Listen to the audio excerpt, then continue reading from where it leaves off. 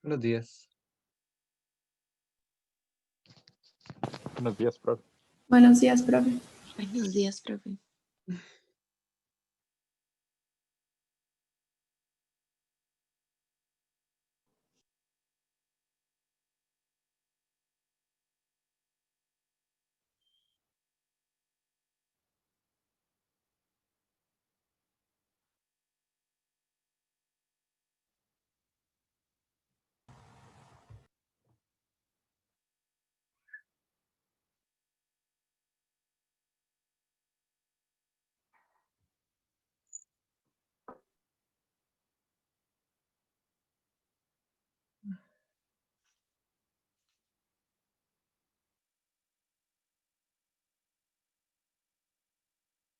Ok. Entonces vean, si queramos comenzando. La idea es que hoy vamos a hablar de la práctica de electroquímica y vamos a ver y qué obtuvieron con la parte de termodinámica. Ahora, en principio, ustedes acaban de empezar con electroquímica, ya sea el lunes o ayer, ¿ok? Pero para la práctica de electroquímica ocupamos que básicamente manejen todo el tema, por eso es que la introducción es tan larga, ¿de acuerdo? Por si acaso querían ir revisando todo lo que van a ir viendo para el tema de electroquímica, ¿ok? Porque si se esperan a que veamos todo en teoría, pues no van a poder hacer nada. Ahora, yo ocupo que manejen así como muy general. Bueno, como ustedes, espero, recuerden, ¿ok? Cuando estuvieron en la 1, ustedes vieron los conceptos de reducción, oxidación, ¿cierto? ¿Ok? Ustedes estudiaron en principio que la reducción es el proceso por el cual se gana electrones y la oxidación es el proceso por el cual se pierde electrones. ¿Ok? Ahora, desde el punto de vista general, a la sustancia que se reduce la llamamos agente oxidante y a la sustancia que se oxida la llamamos agente reductor. ¿Ok? Porque este promueve la oxidación y este promueve la reducción. Ahora, ¿qué más en principio estudiamos? Bueno, o estudiaron ustedes en la 1. Bueno, ustedes estudiaron que en principio tiene que haber conservación de carga, ¿de acuerdo? Es decir, que los electrones que se pierden en una sustancia tienen que ser completamente absorbidos por la otra sustancia, ¿ok? No pueden quedar electrones sueltos por ningún lado. Ahora, eso es como lo más general que ustedes en principio tienen que manejar de redox. Ya propiamente hablando, para lo que es este semestre, pues lo que ustedes van a estudiar pues son las celdas. ¿Ok? Ahora, si tuvieron la mínima curiosidad de leer la introducción, se habrán dado cuenta que existen dos tipos de celdas, ¿de acuerdo? Ahora, ¿qué son las celdas en realidad? ¿Qué son las celdas electroquímicas? A ver.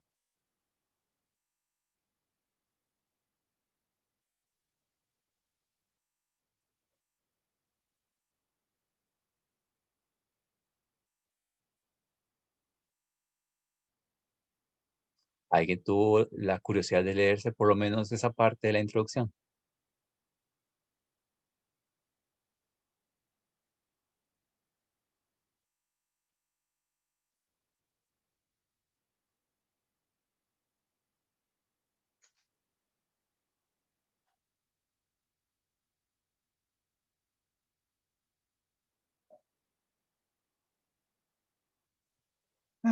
Bueno, se lo voy a decir hoy, considerando que es el último laboratorio, pero para que lo tengan en cuenta para los siguientes laboratorios, si ustedes llegan a la hora de teoría sin haberse absolutamente leído nada del laboratorio, lo mínimo que van a hacer los profesores ya de los cursos avanzados es matarlos, ¿ok? Ustedes no pueden venir al laboratorio sin haber por lo menos visto algo de lo que les dice el procedimiento y la introducción. Gente, sean serios, ¿ok? Tienen que leerse, aunque sea una parte, por lo menos saber de qué carajos van a ir a escuchar hablar, ¿ok? Sobre todo porque en principio cuando les toque la oratoria ya presencial, les van a hacer el quiz ahí mismo y les van a dar la clase, ¿ok? Si no tienen la más remota idea de lo que están hablando, se los van a tarrear horrible en todos los demás cursos, ¿ok? Ya hace rato me da cuenta que ustedes, la mayoría casi no se leen nada para venir a esta hora, nada más se sientan como ayotes a escucharme, ¿ok? Pero Si no se lo leen, ya cuando estén en orgánica o en analítica, los van a despedazar, ¿ok? Porque ahí los quizzes sí son de verdad, ¿ok? No van a ser quizzes así para la casa de 9 días, ¿ok? Entonces les voy a explicar todo, pero sepan que ya para los cursos de carrera avanzados, si no se leen nada y llegan al laboratorio a sentarse a escuchar al profe, según ustedes, los van a despedazar totalmente, tanto en la teoría como en el laboratorio. ¿Ok? Entonces vean, que no estudiaron nada, entonces les voy a dar la clase así, simplemente hablando, ¿ok? Ustedes apuntan lo que les da la gana. Vean, celdas. Las celdas son compartimientos que contienen un proceso redox. ¿De acuerdo? Es decir, las celdas electroquímicas son espacios, ¿de acuerdo? Definidos, cerrados, en los cuales hay una redox adentro. ¿Ok? Ahora, estas redox se utilizan ya sea con uno de dos propósitos. Hay ciertas celdas que se utilizan para generar energía. ¿Ok? Y esta energía es la que se utiliza para hacer que trabajen los dispositivos electrónicos. ¿Ok? Entonces, las celdas que están en las baterías del celular, ¿ok? Generan energía. Las celdas que están en la batería del carro generan energía. ¿Ok? Esa energía se utiliza para darle funcionamiento a algún dispositivo. Ahora, hay otras redox que se utilizan, ¿ok? Ahora sí, para impulsar un proceso.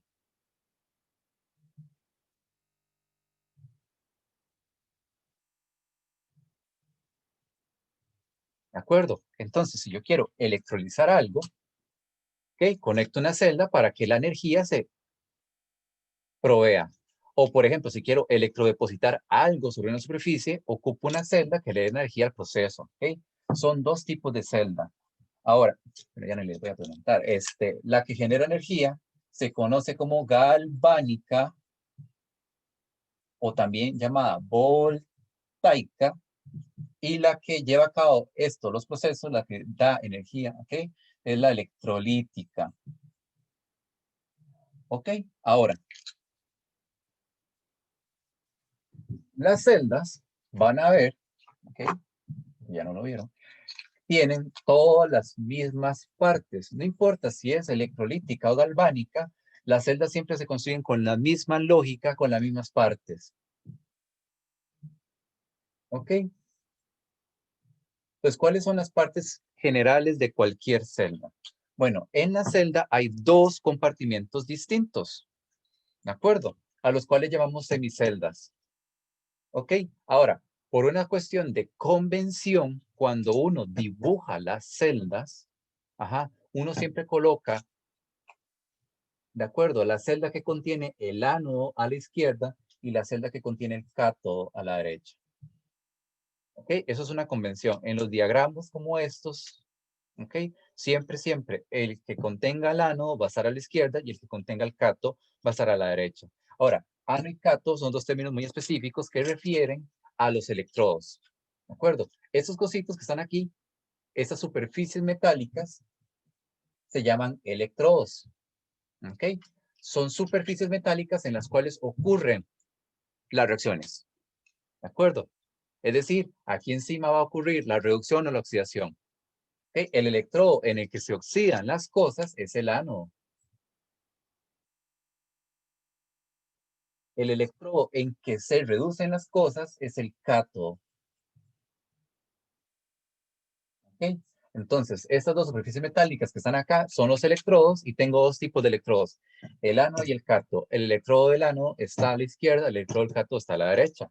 Ahora, en la mayoría de celdas, los electrodos están sumergidos en un electrolito. ¿De acuerdo? Un electrolito que mejora la conducción eléctrica. ¿Ok? O que provee simplemente alguna de las sustancias que van a participar de la redox. Depende del tipo de reacción. Ahora, aquí se coloca lo que llamamos un puente salino. ¿Ok? El puente salino, ¿ok? Tiene muchas formas, ¿ok? Pero lo típico es un tubo en forma de U que se coloca invertido. Dentro del puente salino hay un electrolito inerte, ¿ok? Es decir, una sustancia que no forma parte de la reacción redox. Ahora, las funciones de este puente salino son varias, ¿ok? Para empezar, el puente salino va a cerrar el circuito, ¿ok? Pero sobre todo, el puente salino va a mantener el equilibrio de cargas en el sistema, ¿ok? Lo que pasa es esto, cuando trabaja la celda, van a generarse iones o van a consumirse iones. Eso significa que va a haber un cambio en las cargas eléctricas tanto a la izquierda como a la derecha. Si la diferencia en carga eléctrica aumenta demasiado entre los dos compartimentos, se crea lo que llamamos un sobrepotencial que evita que se trabaje, ¿ok? Obviamente, a mí no me sirve que mi celda deje de trabajar a medio camino. Entonces, para que eso no pase, coloco el puente salino. Lo que hace el puente salino es que él va a mandar iones a ambos lados para contrarrestar los cambios que ocurren en el sistema. ¿Ok? Entonces, ¿cuál es la idea aquí? ¿Qué sé yo? Si en el cato se están consumiendo cationes, entonces el puente salino le manda cationes para compensar eso. ¿De acuerdo? O, por ejemplo, si en el ano se están generando cationes, el puente salino le manda aniones para contrarrestar ese cambio. ¿De acuerdo? La idea del puente salino es que el puente salino va a contrarrestar los cambios en las cargas de manera que haya equilibrio entre los dos puntos de la celda, de manera que ella siga trabajando, ¿ok? Sin detenerse. Esa es la idea del puente salino. Ahora, típicamente en el puente salino se colocan, ya dijimos, electrolitos inertes, ¿ok? Les habría preguntado algunos, pero bueno, son KCl, nitrato amonio, ¿ok? Nitrato potasio, son electrolitos que típicamente no van a participar de la redox, simplemente los famosos iones espectadores. Ahora, aquí el asunto, bueno, eso sí me lo pueden responder, ¿no? Si este se oxida y este se reduce, ¿de dónde a dónde viajan los electrones? Al cátodo. Exacto. Salen del ano y viajan al cátodo. ¿Ok? Porque él pierde y él gana. Entonces, obviamente, si él pierde y él gana, los electrones viajan en este sentido y siempre viajan en ese sentido, desde ánodo hasta cátodo. Ahora, el asunto aquí es este. ¿Ok? En general, se sabe que el puente salino va a mandar cationes al cátodo y va a mandar aniones al ánodo. ¿Ok? Entonces, cuando se los expliqué, no era simplemente algo caprichoso, es que realmente eso funciona así. ¿De acuerdo? El puente salino envía cationes al cátodo y envía aniones al ánodo. ¿Ok? Ahora, estas en principio son todas las partes generales de cualquier celda. ¿De acuerdo? Todas las celdas, ya sean voltaicas o electrolíticas, se construyen con las mismas partes, con la misma lógica, con el mismo principio. ¿Ok? Es decir, en toda celda, siempre, los electrones salen del ánodo, llegan al cátodo. El ánodo está a la izquierda, el cátodo está a la derecha. En el ánodo se oxida, en el cátodo se reduce. ¿Ok? La diferencia que exista entre la celda voltaica o galvánica y electrolítica es algo más sutil.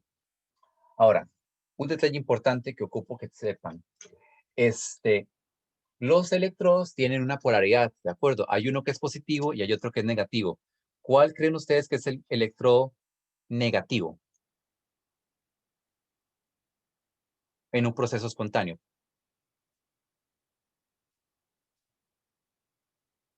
El cátodo. El ánodo. El ánodo, ¿de acuerdo? Porque ¿quién tiene un exceso de carga negativa como para estar enviándola? El ánodo, ¿ves? Entonces, como él tiene una carga negativa, ¿ok? ¿Qué le sobra? Es por eso que los electrones van viajando hacia este lado. ¿Cierto? Lo natural, lo lógico es que la carga negativa viaje hacia la parte positiva. ¿Ok? En un proceso espontáneo, lo lógico es que la carga negativa viaje hacia el punto positivo. ¿Ok? Y aquí es donde está la gran diferencia entre los dos tipos principales de celda. ¿Ok? La polaridad del electrodo, es decir, cuál es positivo y cuál es negativo. En un proceso espontáneo, ¿de acuerdo? En un proceso redox espontáneo, ¿ok? El ánodo es negativo y el cátodo es positivo. ¿Ok? Y es espontáneo porque entonces los electrones solitos van a querer viajar hacia el cátodo. ¿Ok? Porque esto es favorable. ¿De acuerdo? Que las cosas positivas ganes carga negativas es favorable. Ahora, ¿qué es lo que pasa en un proceso no espontáneo? En un proceso no espontáneo, en un proceso redox no espontáneo, lo que pasa es que los electrodos tienen las polaridades al revés. ¿Ok? Y como les dije, el flujo de electrones siempre es de ánodo a cátodo. ¿Ok? Y usted va a decir, ¿cómo carajos hago yo para que el ánodo que está positivo le mande electrones al cátodo que está negativo? Bueno, aquí es donde yo utilizo entonces, ¿de acuerdo? Una fuente de energía, la batería. ¿De acuerdo? Los procesos no espontáneos redox utilizan una fuente de energía que va a actuar como una bomba que va a sacar los electrones de aquí y los va a mandar acá a la fuerza. ¿De acuerdo? Por eso es que no es espontáneo. Aquí no hace falta. Aquí naturalmente el electrón va a salir del ánodo y va a llegar al cátodo. Aquí, como esto no pasa naturalmente, pongo una bomba, ¿de acuerdo? Una fuente de energía que lo que va a hacer es sacar electrones de acá y llevarlos a este lado. ¿Ok? Ahora, la que es espontánea es la voltaica. ¿Ok? O galvánica. ¿Ok? En ese tipo de celdas, usted cierra el circuito y inmediatamente el proceso redox empieza a trabajar. Los electrones empiezan a viajar espontáneamente hacia el cátodo. ¿Ok? En la electrolítica no. Si usted cierra el circuito, ¿ok? Y no ha conectado la batería, no pasa nada. ¿Ok? Es hasta que usted conecta la batería al circuito que entonces esta batería empieza a bombear los electrones de aquí y llevarlos acá. Esta es la gran diferencia que existe realmente entre los dos tipos principales de celda. ¿Ok? Vean que es algo muy específico. ¿Ok? Es la espontaneidad del proceso. Y esa espontaneidad surge, ¿de acuerdo? De la polaridad de los electrodos. ¿Claros hasta acá? Profe, entonces, por ejemplo, la batería Ajá. de un celular sería electrolítica. ¿Por qué? O se- Pregunta, a ver. ¿Ok? Y obviamente, no estoy considerando cuando la pones a cargar en la noche, por ejemplo. Si usted coloca la batería de su celular en el celular empieza a funcionar directamente. ah, bueno, sí. Sí, ¿verdad? Toda batería, ¿de acuerdo? Toda pila, batería, como sea que le digo a usted, ahorita deberíamos ver las diferencias. Toda batería es voltaica, ¿de acuerdo? Porque yo Ah, ocupo que apenas coloco la celda en el dispositivo, tiene que empezar a trabajar, ¿de acuerdo? Espontáneamente. Eso sí, ¿cuál es el chiste con las baterías que son recargables? Bueno, que nosotros ya vimos en termo que en principio todo proceso tiene dos direcciones, ¿verdad? Entonces, qué sé yo, vamos de ir de A a B. El proceso espontáneo es el proceso galvánico. ¿Ok? ¿Por qué algunas baterías pueden recargarse? Porque podemos revertir el cambio, ¿ok? Y usar la ruta no espontánea electrolítica. ¿Ok? ¿Qué es lo que pasa en estos casos? La electricidad de mi casa va a revertir el proceso, va a recargar la batería para que ella vuelva a trabajar de manera galvánica. ¿Ok? Ese es el chiste de una batería recargable, ¿ok? Que es como la norma actual para la mayoría de las baterías de los dispositivos electrónicos, ¿ok? Hay una ruta que es espontánea, ¿ok? Funciona hasta que se gasta toda la carga y cuando la pongo a cargar, la electricidad hace el proceso electrolítico, ¿ok? De vuelta hasta que esté la carga completa, ¿ves? Pero la batería per se, para que funcione el dispositivo electrónico, tiene que ser un proceso galvánico, ¿ok? Ah, sí, ok. Entonces, bueno, serían los dos procesos, entonces. Sí, pero la que a usted le interesa para que funcione el aparato es Sí, sí, la galvánico, galvánica. entonces. Sí, eso es un tipo de batería que llamamos, bueno, eso es un tipo de pila que llamamos una pila secundaria, que es una pila recargable, ¿ok? Ya una batería como las corrientonas esas que usted compra para juguetitos y cosas así, esas que son de un uso, esas son pilas primarias, ¿ok? Se usan, se tiran. ¿De acuerdo? Ok, gracias. Ok. ¿Alguna otra pregunta? ¿O vamos bien?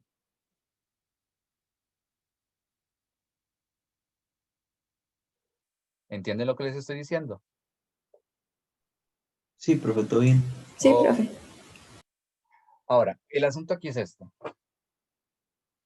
Vean que yo tengo entonces procesos espontáneos y procesos no espontáneos. Obviamente, a mí me interesa saber cuándo un proceso redox es espontáneo o no. Bueno, usted diría, y sí, usamos el delta G. Sí, podemos usar el delta G, pero para electroquímica tenemos una forma más directa de verlo. ¿Ok? Ahora, para ello hay que introducir un término llamado potencial de reducción. Vean,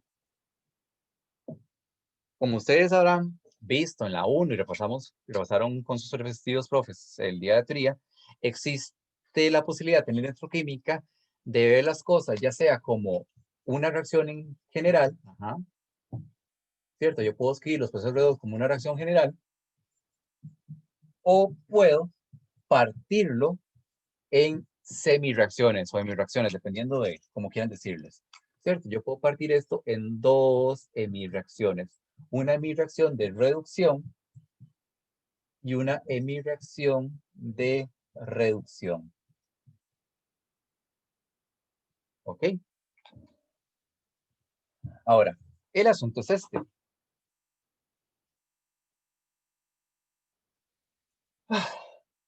Cada proceso redox que usted efectúa, obviamente tiene una cierta energía asociada. ¿De acuerdo? Toda cosa que ocurre, ya sea libera o consume energía hasta cierta medida. Bueno, en el caso de procesos redox, esa energía se conoce como potencial, es una energía potencial, de hecho, ¿ok? Y se llama potencial de reducción, ¿de acuerdo? El potencial de reducción es básicamente la energía potencial, obviamente, asociada a un proceso redox. Eso es lo que representa realmente el potencial de reducción. Es la energía potencial asociada a un proceso redox. Ahora, el asunto que es este.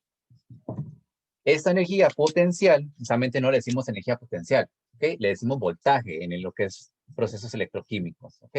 Un voltaje es, de hecho, una energía potencial en caso de que no estuvieran conscientes de esto, ¿ok? Ahora, ¿qué era un voltaje? Bueno, ustedes habrán visto en física, en cole, que el voltaje es un joule por coulomb, ¿de acuerdo? El voltaje, ¿de acuerdo? Ese potencial de reducción es la energía que yo ocupo para movilizar una carga, ¿ok? Todo proceso redox tiene un cierto voltaje asociado que llamamos potencial de reducción, ¿ok? Porque todo proceso redox involucra el movimiento de cargas. Ahora, al potencial de reducción le decimos E. Ahora usted dirá, ¿y por qué de reducción? Bueno, ocurre esto. Así como en termo tenemos tablas enormes llenas con delta H, delta D y delta G de formación de sustancias, ¿ok? Para poder hacer ahí calculillos rápidos y predecir cuántos serían los cambios de todas esas variables, en electroquímica existe algo parecido, ¿ok? En electroquímica me interesa saber, qué sé yo, si tal combinación de semireacciones, ¿de acuerdo? Recuerden que yo puedo partir las reacciones en semireacciones, si tal combinación de semireacciones me va a dar un cierto potencial que vale la pena, ¿de acuerdo? Ojo con esto. Ahí me interesa, para efecto de diseñar mi pequeña batería, de que el voltaje sea grande, que sea aprovechable. Solo que no me interesa estar probando, haciendo prueba y error con chorrocientas semi-reacciones a ver cuál va a funcionar. Entonces, para ahorrarme tiempo y vida, se crearon tablas con semi-reacciones. ¿De acuerdo? Vean que vacilón. Hay tablas con semi-reacciones que tienen tabulados los E. ¿Ven? Entonces yo puedo agarrar 12 semi-reacciones cualesquiera de la tabla y calcular cuál va a ser el voltaje que me daría esa celda. ¿Ok? Así sé si vale la pena construirla o si no vale la pena construirla. ¿Ok? Ahora usted va a decir, ok, interesante, una mera tabla llena de sin reacciones. ¿Ok? Solo que hay sustancias que actúan como oxidándose usualmente, otras que actúan reduciéndose usualmente. Eso sería muy complicado. Para efectos de tabularlo y que todo sea fácil de manejar, todo se tabula por convención como una reducción. ¿De acuerdo? Es una mera convención. ¿Ok? Yo sé que existen sustancias que solo se van a oxidar. Yo sé que existen sustancias que solo se van a reducir, pero para efectos de tabularlo y poder hacer estos cálculos predictivos, lo tabulo como si fueran reducciones siempre. ¿Ok? Eso es una mera convención. Podríamos haber hecho tablas con potenciales de oxidación y la lógica sería la misma. ¿De acuerdo? Están tabulados todos como reducciones simplemente para facilitar el proceso de tabulado de comparación. ¿Ok? Y para no tener ahí el desmadre mental de que, ok, esa está oxidándose, esa está reduciéndose. ¿Ok? Es simplemente para facilitar. Ahora, ¿cómo hago para predecir yo el voltaje a partir de esas salas como semireacciones? Bueno, usamos la formulita. Vean, en general, el potencial, ¿de acuerdo? El voltaje que me ofrece mi celda se calcula de esta forma, ¿de acuerdo? El E de mi celda siempre se calcula como el E en el cátodo menos el E en el ánodo, ¿de acuerdo? El potencial del cátodo menos el potencial en el ánodo, ¿ok? Este potencial salido de la tabla, ¿verdad? Lo agarro tal cual lo veo y lo pongo acá. Y eso es algo muy importante. A diferencia de termo, donde yo multiplicaba por el coeficiente los valores de las tablas, los E son intocables, ¿de acuerdo? Usted nunca, por Dios, le cambie ni el signo ni la magnitud a los E, ¿de acuerdo? Son invariables, ¿ok? No son como los valores de termo, que yo les cambio los signos y les multiplico y les hago un montón de cosas. No, los E de las semiceldas no se cambian. Los agarramos tal cual, los sacamos de la tabla y los ponemos aquí para calcular el E de la celda. Y ese E de la celda va a ser entonces el voltaje que me estaría entregando la celda que yo construyo o que planea construir. ¿Ven? Pero entonces no ocupo construirla. Puedo simplemente tomar las dos semireacciones que yo estaría utilizando y ver cuánto voltaje me da, a ver si vale la pena construirla o no construirla. ¿Ok? ¿De acuerdo por aquí? ¿Van entendiendo qué es la idea de estas E? Sí, profe. Sí, Ahora, profe. el asunto es este. Estas E implican más cosas que simplemente hacer calculitos y ver cuánto voltaje me van a dar. ¿De acuerdo? Como las E son potenciales de reducción, las E me dicen a mí, en general, la tendencia de algo a reducirse, ¿de acuerdo? Las E también representan la tendencia a reducirse.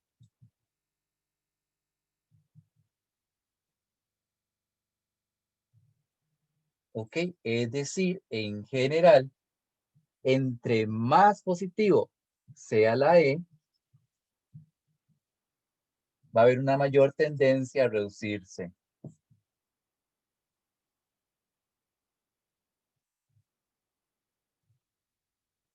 ¿De acuerdo?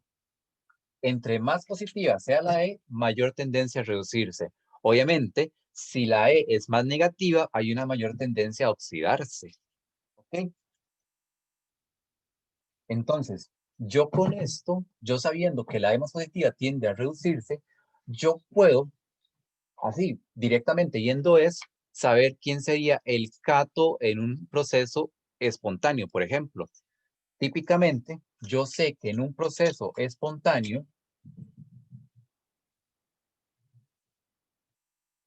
¿ok? En un proceso espontáneo, ¿de acuerdo? El cátodo, ¿qué? Tiene la E más ¿qué? ¿Positiva o negativa? Positivo. Exacto, más positiva, porque entonces él va a reducirse espontáneamente. En general, en cualquier proceso que sea espontáneo, el cátodo siempre va a ser el más positivo, ¿ok? Así es como yo reconocería entre un conjunto de es cuál sería el mejor cátodo para mi celda voltaica. Obviamente, eso me dice a mí por una cuestión de sentido común que en un proceso no espontáneo, ¿de acuerdo? El cátodo tiene la E más ¿qué? Positiva o negativa. Negativa. Negativa porque entonces por eso es que no es espontáneo. Porque estamos actuando en contra del proceso natural de espontaneidad. ¿Ok? ¿Ven? Entonces las E no solamente me sirven para poder hacer predicciones del voltaje que me estaría dando mi celda, para saber si vale la pena construirla, sino que también me permite saber cuál sería la más favorable para actuar como cátodo y la más favorable para actuar como ánodo. Lo único que tengo que recordar es que todos los E están tabulados como si fueran reducciones y que los E son números intocables. Si usted empieza a cambiar los E, sépalo, usted está haciendo alguna tontera, ¿de acuerdo? Si usted para algún cálculo tuvo que ir, ponerse a jugar con los E, sepa que está haciendo una idiotez en realidad. Ahora, solo para cosas muy específicas usted haría algo con los valores de E. Ahora, el asunto es este. Si se dieron cuenta, cuando escribí la fórmula del E de celda, ok, puse E bolita, ¿verdad? ¿Qué representaba la bolita? Condiciones estándar. Exacto. Esto es E en condición estándar. ¿Y qué creen que significa eso? Que si existe E en condición estándar, obviamente existe E en condición no estándar. ¿Ok? ¿Qué hago cuando tengo condiciones no estándar?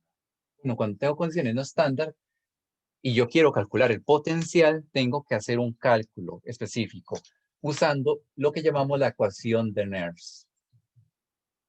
¿De acuerdo? La ecuación de Nernst me permite calcular a mí potenciales que sean no estándar. Es simbolita. ¿Ok?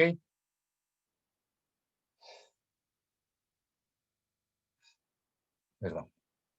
Ahora, para ello, lo que uno hace es lo siguiente. Bueno, yo sé, porque eso lo vimos en termo, que delta G es simbolita, es delta G bolita, menos RT ln de Q.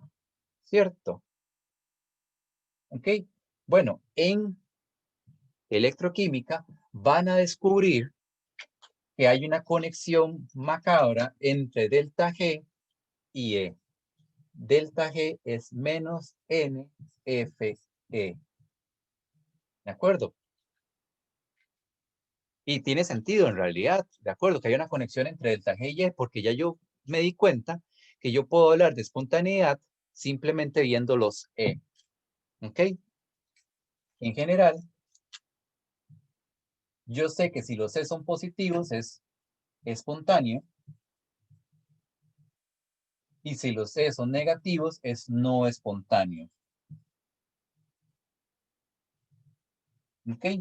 Entonces, si usted combina estas dos ecuaciones, ¿de acuerdo? La del delta G no estándar con la relación de delta G con E, ¿ok? Usted descubre la ecuación de Nernst. ¿Qué dice la ecuación de Nernst? Que el E no estándar es el E estándar más RT sobre NF ln de Q. ¿De acuerdo? Esa es la forma general y más exacta de la ecuación de Nernst. Existe una versión ahí aproximada que es menos, ¿cómo era? Más 0,0592 entre n log de Q. Se usa, pero es un poquito charral, la verdad. ¿Okay? No hay mucha diferencia para algunas cosas, pero es demasiado charral porque estamos haciendo un montón de aproximaciones. Pero bueno, el punto aquí es este. Esto que está acá, la ecuación de Nernst, me permite calcularlo C en condiciones que no sean estándar. ¿Ok? ¿Y qué condiciones no son estándar? Bueno, yo sé que la condición estándar es temperatura de 298, concentraciones de 1 mol por litro, presiones de una atmósfera, etcétera, etcétera, etcétera. Si yo me salgo de eso, estoy en condiciones no estándar, uso inerts. Recuerden que esto que está acá representa el cociente de reacción, ¿ok? Que es un valor de equilibrio, ¿cierto? Tiene la misma expresión de la constante de equilibrio. Esto que está acá, la constante de los gases. Eso que está la temperatura en Kelvin. ¿Ok? Y esta es la parte nueva. Eso que están acá son los electrones intercambiados. ¿Ok? ¿De acuerdo? Los electrones que se intercambian durante el proceso redox, eso es lo que va acá. Y esta que está acá, ¿ok? Es probablemente la única cosa que realmente no pueden saber qué es o no deberían. Esta que está acá es la constante de Faraday. ¿Ok? Faraday, si no lo conocen, Faraday es considerado el padre de la electrólisis, ¿de acuerdo? Todo lo que conocemos actualmente de electrólisis sale de las investigaciones de Faraday, ¿de acuerdo? En caso de que sepan un poco de historia, sabrán que Faraday, de hecho, fue completamente autodidacta, ¿ok? Faraday era, de hecho, era, ¿cómo se llama eso? Era el aprendiz de un librero, ¿de acuerdo? Él se dedicaba a forrar libros, ¿ok? Solo que tenía la suficiente capacidad mental para poder leer los libros de cálculo y entender lo que estaban diciendo los libros de cálculo, ¿ok? Ahora lo descubrió un químico muy popular de la época, Humphrey Davis. Se dio cuenta que el mocoso era brillante y se lo llevó a la universidad. Ahí hizo carrera y descubrió toda la parte electroquímica, ¿ok? Eso es Faraday, ¿ok? Ahora, Faraday, con sus investigaciones, ¿ok? De electrólisis, planteó lo que después vamos a ver ahorita, que son las leyes de electrólisis, y en honor a él, esta constante se llama la constante Faraday. La constante Faraday equivale a 96.485 coulomb por mol de electrones. ¿Ok? De hecho, esta constante, la constante Faraday, es la constante que se utilizó después para poder saber el valor de la constante Avogadro. ¿De acuerdo? Primero se averiguó la constante de Faraday y a partir de esta relación fue que se descubrió cuánto valía el número de Avogadro, ¿de acuerdo? Ese es el orden en que se averiguó. Bueno, esto que está aquí es entonces la ecuación de Nernst. Cuando tengan condiciones no estándar, van a usar esta expresión para hacer los cálculos. ¿De acuerdo hasta acá, por cierto? Sí, profe. Ok. Esto es como un resumen ejecutivo de todas las 8 horas de electroquímica, para que sepan. ¿Okay? Obviamente a full speed, porque ocupamos verlo todo para que sepan de qué estamos hablando. Ahora. Entonces, yo tengo celdas. Ajá. Yo tengo potenciales de reducción. Ya con eso, en principio, podemos construir nuestras celditas. ¿Ok? Obviamente, puedo construirlas en el laboratorio o puedo construirlas así, teóricas, escritas aquí en papelito. ¿Cómo funciona eso? Bueno, en principio, yo voy a tener las semireacciones, ¿de acuerdo? Entonces, la más popular, la más simple de todas es la que involucra cobre y zinc. ¿De acuerdo? La celda de cobre y zinc es un clásico de la electroquímica. La E, si usted la busca, para el cobre es más 0,34 volt. Y esta que está acá es menos 0,76 volt. Ok. Viendo esos valores de cuál de esas semireacciones sería la que sería más apropiada para el cátodo en un proceso espontáneo.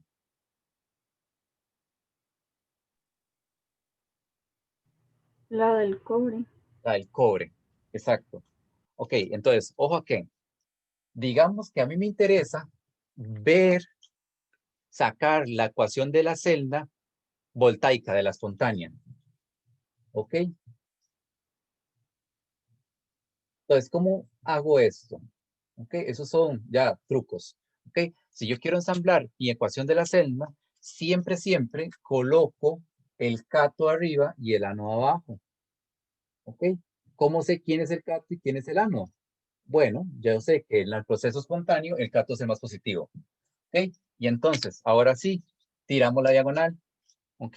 La diagonal dice que este que está aquí reacciona con este que está acá. Vean que es una diagonal, cruzando por las flechas. ¿Ok? ¿Qué significa esto? Que entonces, cobre más 2, uoso, más zinc sólido. ¿Ok? Obviamente, en el otro lado van a estar lo que sobre, cobre sólido, más zinc 2 más. Esa sería la ecuación de la celda. ¿Ven?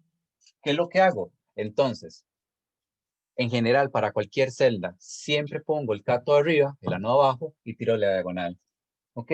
¿Cómo asigno quién es el cato y quién es el ano? Yo sé que en la voltaica el cato es el más positivo y en la electrolítica el cato es el más negativo.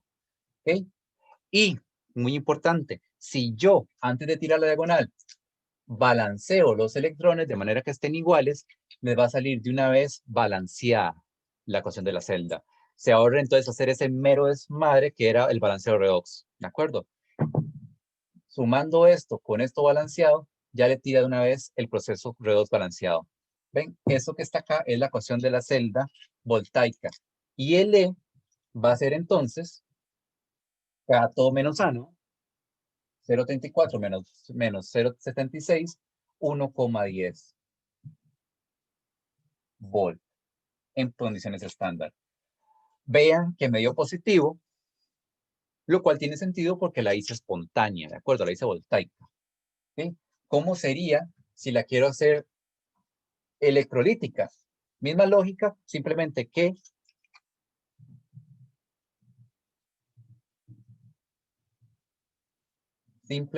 entonces, como siempre coloco el cato arriba, ahora el cato va a ser el más negativo, o sea que va a ser la ecuación con zinc. ¿Ven? Voy a usar los mismos dos procesos redox, solamente que lo voy a armar ahora electrolítico. Entonces, coloco las dos en mis reacciones. ¿Ok?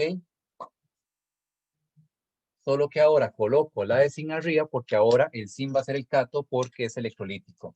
Tiro la diagonal. O sea que zinc 2 más cobre me va a dar zinc sólido más cobre 2 más. Vean que es exactamente la misma reacción, solo que al revés, lo cual tiene sentido porque es el proceso opuesto a un proceso espontáneo. ¿Ven? Y si yo tiro para calcular el E de la celda, va a ser cato menos ano, menos 0,76, menos 0,34, menos 1,10. Me dio negativo porque es no espontáneo. ¿De acuerdo? Así es como uno arma las celditas a partir de los potenciales de las semireacciones de reducción. ¿De acuerdo?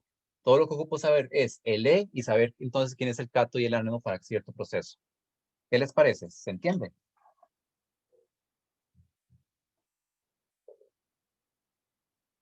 ¿Sí o no?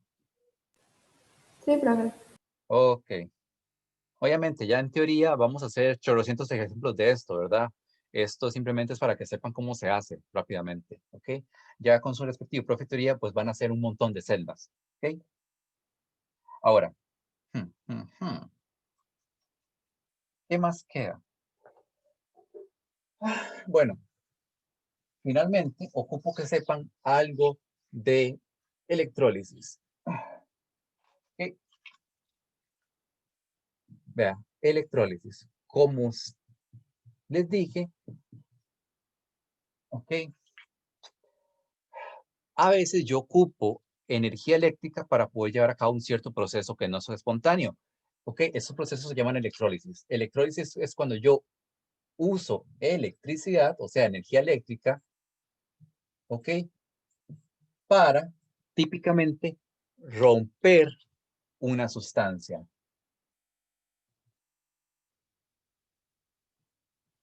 ¿Ok? Eso es de manera muy, muy, muy robusta la idea de una electrólisis. ¿De acuerdo? De hecho, eso significa electrólisis, romper con electricidad. ¿Ok? Yo le meto electricidad a un cierto proceso cuya función es separar en componentes una sustancia. ¿Ok? El ejemplo clásico, básico, que fue moda hace un tiempillo, era meter electricidad al agua para separarla en hidrógeno y oxígeno. ¿Ok? Porque el sueño fantástico es que yo puedo hacer esto, generar cantidades absurdas de hidrógeno, meterlo en unos cilindros mágicos que no van a explotar ni a tener fugas y voy a tener ahí carritos con hidrógeno. ¿Ok? La idea en el papel suena fantástica, pero la parte ingenieril de efectuarlo sin que los carros sean un atentado para la salud pública, esa es la parte difícil, ¿de acuerdo? Pero bueno, para hablar paja, cualquiera puede hablar paja, ¿ok? Sepan que la factibilidad actual de este proceso para combustible de carros es mínima, simplemente por la cuestión de el hidrógeno y lograr evitar que el hidrógeno se fugue, porque si se fuga el gas, LPG, se va a fugar el hidrógeno con más facilidad. ¿Ok? Ahora, el asunto aquí es este. Esto es la electrólisis. Ahora, en la teoría, pues vamos a estudiar distintos procesos de electrólisis. ¿Ok? Vamos a estudiar la electrólisis de sales fundidas, que es cuando yo tomo literalmente un compuesto iónico, lo caliento a temperaturas absurdas, así 1000, 1500 Celsius, le meto electricidad, ¿ok? Para efectuar así un proceso electrolítico. De hecho, a nivel mundial, eso se hace para lo que es la fabricación de aluminio, ¿de acuerdo? La fabricación de aluminio a partir de la bauxita, ¿ok? Un mineral, es precisamente el proceso que más consume electricidad a nivel mundial, porque ocupamos cantidades absurdas de electricidad y temperatura para efectuar esa electrólisis, ¿de acuerdo? Lo vamos a estudiar en teoría, ¿ok? Ese proceso de Hall. Ahora, también vamos a estudiar procesos de electrólisis en disolución acuosa, ¿ok? Que esa es como la de laboratorio, ¿ok? Usted tiene una disolucióncita acuosa, le mete electricidad para separar un compuesto de sus componentes, ¿ok? El problema aquí es este, ¿ok? El problema aquí es que su compuesto va a competir en electrólisis contra el agua, ¿ok? Entonces, no es cualquier sal la que puede electrolizarse en disolución acuosa, ¿ok? Porque yo tengo que competir contra el agua y ver si se me va a electrolizar lo que yo quería o si se me va a electrolizar una parte del agua, ¿ok? De hecho, ustedes van a hacer una electrólisis de esas alguna vez, en algún momento, ¿ok? Típicamente se hace en inorgánica, pero no sé si lo habrán cambiado, ¿ok? Es vacilón. Y lo que me interesa en particular de electrólisis, ¿ok? Es la parte cuantitativa. Yo puedo calcular, yo puedo predecir, en principio, cuánto voy a obtener a partir de una electrólisis, ¿de acuerdo? El objetivo en la electrólisis es generar una sustancia, ¿de acuerdo? Yo estoy metiendo ese bombazo de energía al sistema porque yo quiero generar algo, ¿ok? Si estoy, por ejemplo, haciendo una electrodepositación de un metal, yo quiero generar el metal, ¿ok?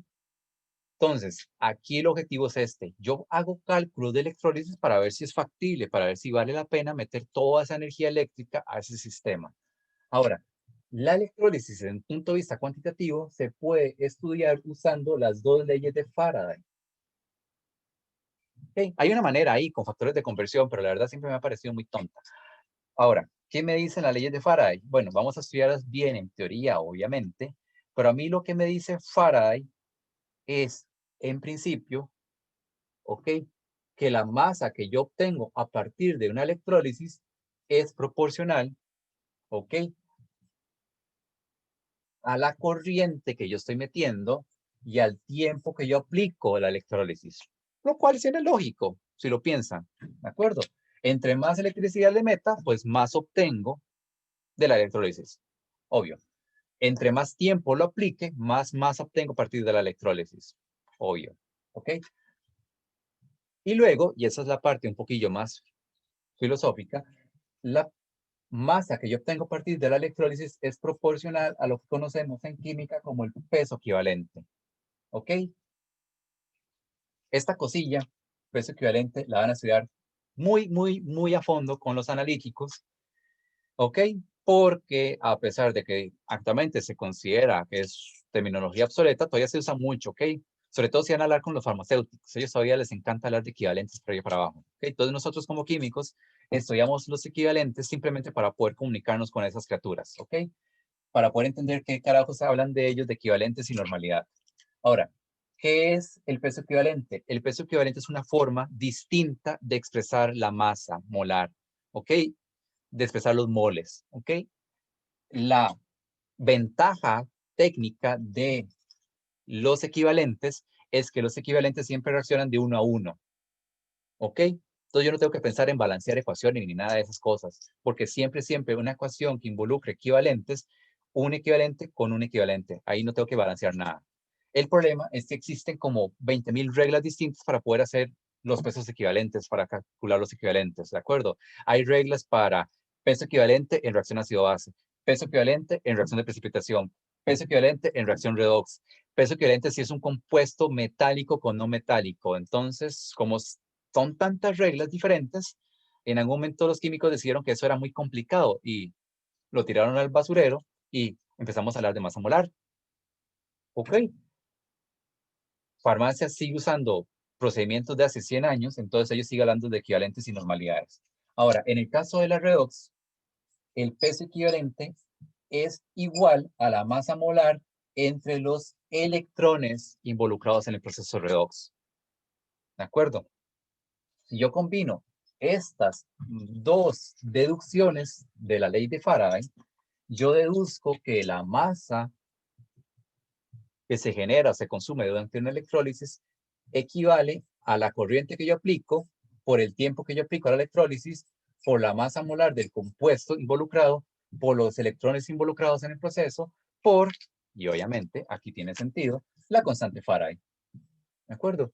Ya con esto yo puedo calcular lo que se consume, lo que se genera durante cualquier proceso electrolítico, ¿ok? Esa es una forma de calcular las cosas con la electrólisis. Hay otra con factores de conversión. A mí personalmente nunca me ha gustado, pero bueno, ahí, gustos de cliente. ¿Ok?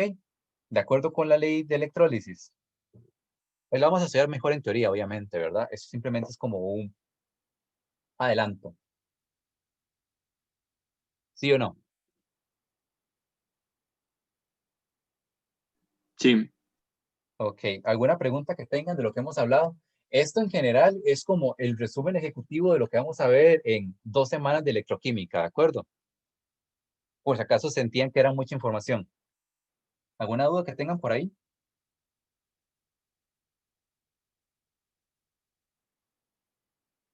¿O entendieron lo que les dije?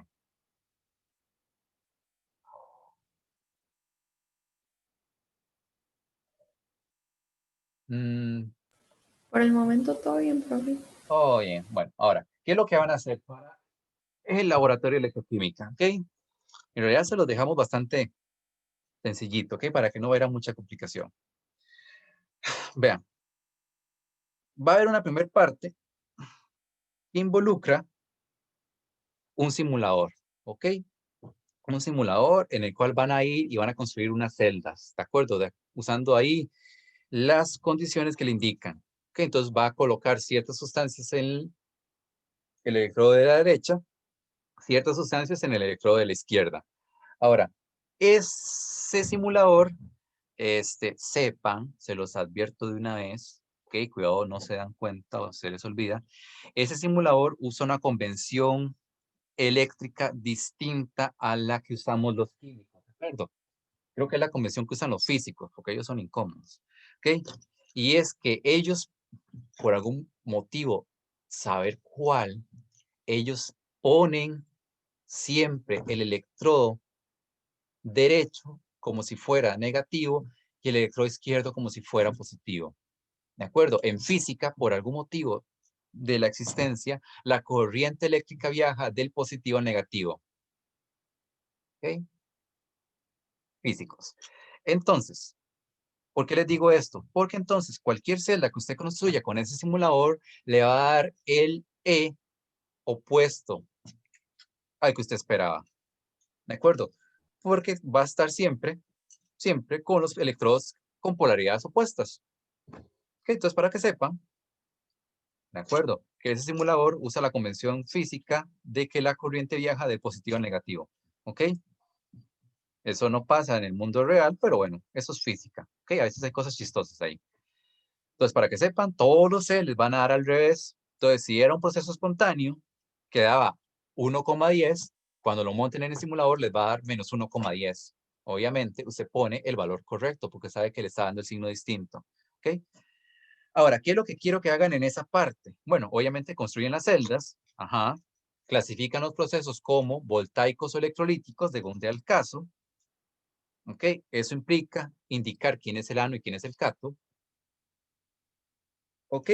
Y quiero que verifiquen los valores de E que están obteniendo. ¿De acuerdo? Simplemente como una cuestión de práctica. ¿Ok? Es decir, van a aplanarse y van a aplicar ya sea E de celda, ¿ok? Cato menos ano, o NERS, para verificar que están obteniendo el E correcto en el simulador, o que el simulador está funcionando o no funcionando. ¿De acuerdo? Entonces, van a montar las celdas, van a clasificarlas, ¿de acuerdo? Usando voltaico electrolítico. Obviamente, eso implica haber determinado quién es el ano y quién es el cato, y van a verificar matemáticamente los E que están obteniendo. ¿Ok?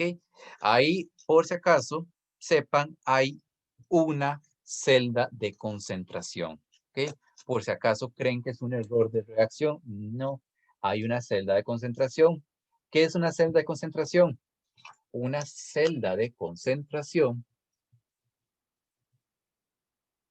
es una celda, vean qué cosa más loca, que utiliza en el ano y en el cato las mismas sustancias. ¿De acuerdo? Esta celda se construye con las mismas sustancias en el ano y en el cato, solo que en una la concentración es diferente a la otra. ¿Ok? Por eso se llama celda de concentración, porque lo que impulsa, lo que genera la diferencia de potencial es simplemente la diferencia de concentraciones. Entonces sepan, esa celda no es un error, esta vez no. Realmente va a haber la misma sustancia en el ano y en el cato con distintas concentraciones. ¿Ok? Es totalmente premeditado. ¿Ok? Entonces eso es lo que van a hacer en la parte de el simulador. ¿Todos de acuerdo con el simulador? Sí, todo bien. Ok. Ahora, luego de eso viene un video un poco largo de la práctica tradicional que se hace de electroquímica. ¿De acuerdo? En química. ¿Ok? La que habrían hecho muy probablemente, tal vez con más o menos partes. ¿Ok? Pero bueno, es lo que es. Entonces, en la primera partecita del experimento van a montar dos sistemas, ¿de acuerdo? En un par de beakercitos. Uno con sulfato de cobre y zinc metido adentro y otro con sulfato de zinc y cobre metido adentro. Lo que van a hacer simple y llanamente es observarlo y determinar cuál de los dos es el proceso espontáneo. Y van a justificar por qué saben que ese es el espontáneo y el otro es el no espontáneo. ¿Ok? Eso es todo lo que hay que hacer. ¿Ok? Van a observarlo y van a determinar, ¿de acuerdo? ¿Cuál es el espontáneo? Simplemente viendo ciertos cambios, ¿de acuerdo? Hay uno que va a hacer algo que va a decirles que es el espontáneo. Eso es lo que hace en la primera partecita. Ahora, luego de eso, viene una parte donde se monta la celda de Daniel, que es la de cobre y zinc, y se utiliza para darle electricidad a una electrólisis de Ki. Entonces, ahí lo que me interesa es, ok, para la pila de Daniel, que le asignen las partes, ¿de acuerdo? ¿Cuál es el ano? ¿Cuál es el cato? ¿Cuál es el puente salino? ¿De acuerdo? ¿De dónde a dónde viajan los electrones? ¿Ok? ¿A dónde van los iones del puente salino? Todo el análisis completo. ¿Ok? Y luego, para la celda electrolítica donde está el Ki, igual, que asignen las partes. ¿Cuál es el ano? ¿Cuál es el cato? ¿Cómo saben cuál es el ano y cuál es el cato? ¿De acuerdo? Pasa algo ahí o debería pasar algo ahí.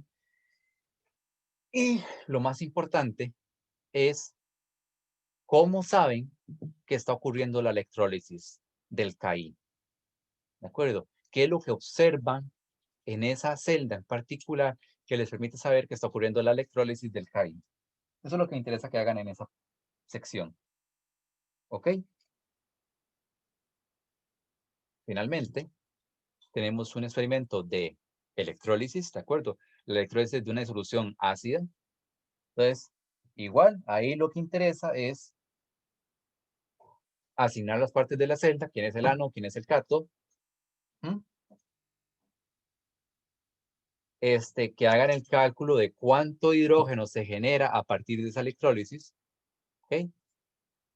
Y los errores que pueden influir sobre el resultado.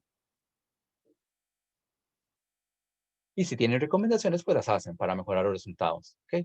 Pero eso es lo que habría que hacer en la parte de electrólisis.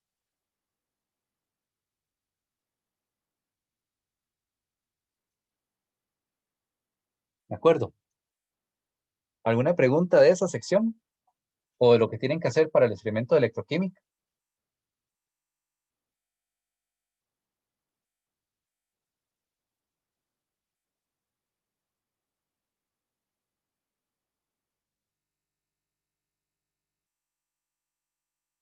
¿Todos de acuerdo, entonces? Sí. Sí, profe. Ok. Ahora, un par de aclaraciones. Recuerden que este reporte completo, en electroquímica. Y por si acaso no están enterados, una de sus compañeras, no me acuerdo cuál, había escrito, porque ustedes hablaron, ¿ok? Y decidieron aceptar la oferta de más tiempo. Entonces, todas las cosas de electroquímica se entregan, si se fijaron, el 25. ¿De acuerdo? Van a tener 2 semanas para hacer esta parte. ¿Ok? Entonces, para que tengan en cuenta que todo lo que es la parte de electroquímica, el quiz, la libretita, el reporte, todo se entrega dentro de 15 días. ¿Ok? ¿De acuerdo? Profe, Y ¿usted cree que pueda explicar como un ejemplo de cómo hacer los cálculos para la última parte? para la última parte. Sí, que explicar como presión parcial de hidrógeno, esas o- cosas. ¿Usted se fijó que viene en la explicación? ¿O simplemente te dio miedo o no lo entendiste? Este, la verdad es que me dio miedo no entenderlo después. Ok, bueno, vean. Vamos a ver acá. Si se dan cuenta, después de todo el procedimiento de electrólisis viene una explicación paso a paso de cómo se hace el cálculo de electrólisis. Entonces, en principio, ustedes usan los datos que vienen ahí en el experimento, que ahí van a ver la bureta y toda la cosa. Entonces, ¿qué es lo que hacen? Bueno, van a tener 2 pruebas de electrólisis, ¿ok? Entonces van a calcular el volumen obtenido de hidrógeno. Eso simplemente ver el volumen que se desplazó del líquido en la bureta. Qué sé yo, baja de 50 a 40, ¿cuál fue el volumen producido de hidrógeno?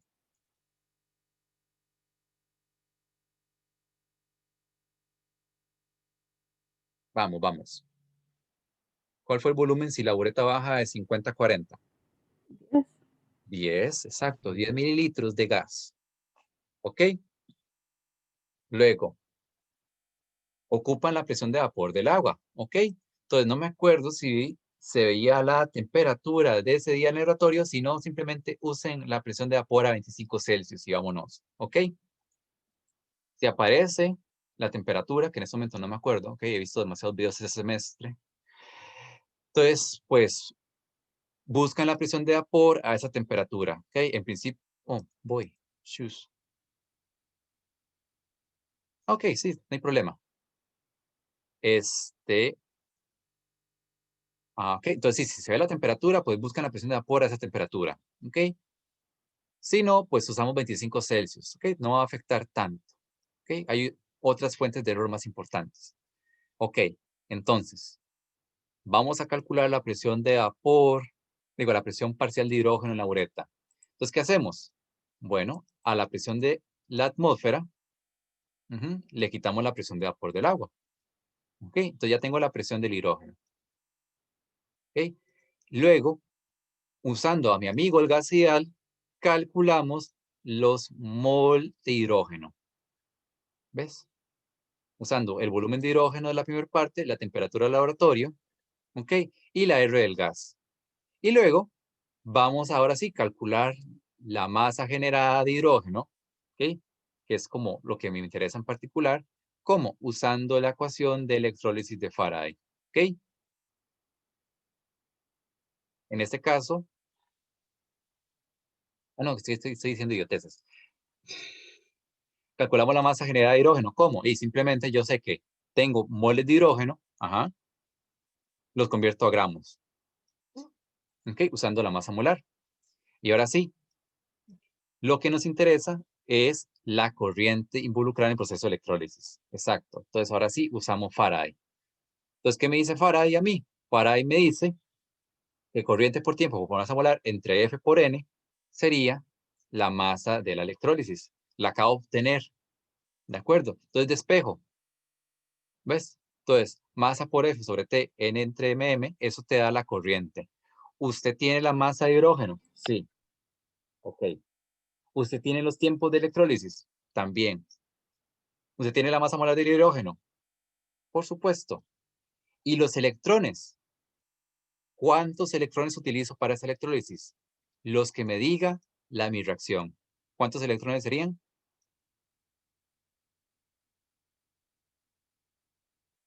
4. O no se cuenta el... Ah, no, 2. 2. ¿De acuerdo? Aquí agarran literalmente los electrones que dice mi reacción. Si aquí dicen 2, aquí van 2. ¿Ok? Y ya con eso calculas la corriente eléctrica. ¿Ves? Entonces, ¿qué es lo que yo hago? Entonces voy a obtener el volumen de hidrógeno, buscar la presión de vapor del agua, calcular la presión de hidrógeno, calcular los moles de hidrógeno, calcular la masa de hidrógeno y ya con eso calculo la corriente. ¿Qué te parece? Bueno, sí, gracias. Ok. ¿Se suena lograble? Sí. Ok. ¿Los demás entendieron la secuencia de pasos? Sí, profe, todo bien. Ok. Ahora, ¿qué otra cosa? ¿Alguna otra pregunta que tenga por ahí?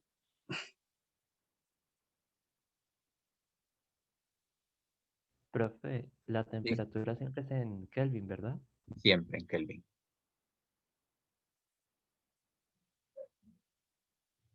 ¿Qué más?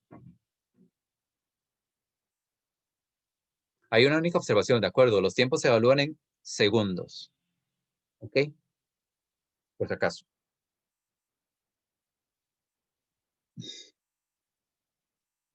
¿Alguna otra pregunta o ya están tranquilos por ahí?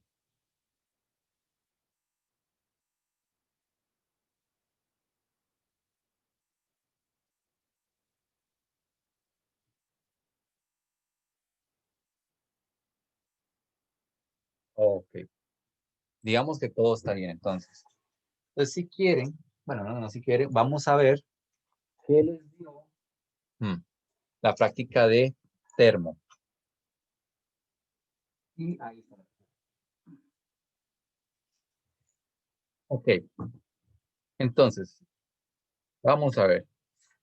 La práctica de termo. Entonces, en la práctica de termo había que analizar unos procesos y deducir los signos de las distintas variables termodinámicas.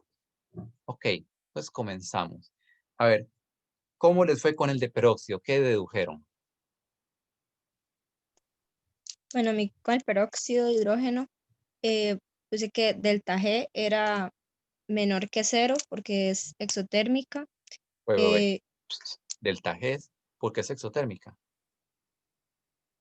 sí, menor que 0. Delta G. Delta H, perdón, profe. Ah, Profe, delta H, delta H. Ok, ahora sí. ya, sorry. Ok, Delta H. delta H, ahora sí. Delta G. Delta G también es menor que 0 ¿Por qué? porque es espontáneo. Ajá.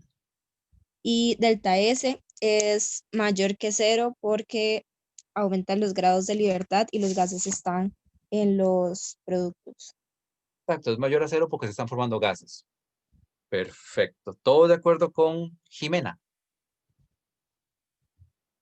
¿O alguien está en desacuerdo? Todo bien, profe. Todo bien. Entonces, ese era el peróxido. Ok, ese era sencillito. El de triioduro de nitrógeno. ¿Cómo le fue con el triioduro de nitrógeno? Profe, Yo, a mí me dio, a, Vale, a cualquiera a de mí los me dos. dio el delta H, Sí, me dio negativo ajá, porque es exotérmica. correcto. Delta S me dio positivo porque aumentan los grados de libertad.